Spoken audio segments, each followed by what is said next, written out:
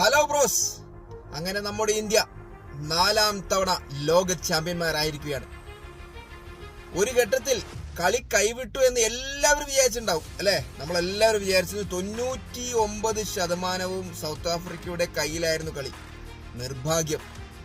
ആ ടീമിനെ പിന്തുടരുന്നത് ഏറ്റവും വലിയ തെളിവാണ്. ക്ലാസം പോയിട്ടും 23 ബോളിൽ 23 മതി. മില്ലറുണ്ട്, വിനിയുണ്ട്, യാൻസനുണ്ട്. ഒരു 4 ഒരു 6 പോയ കളി തീർന്നാടെ.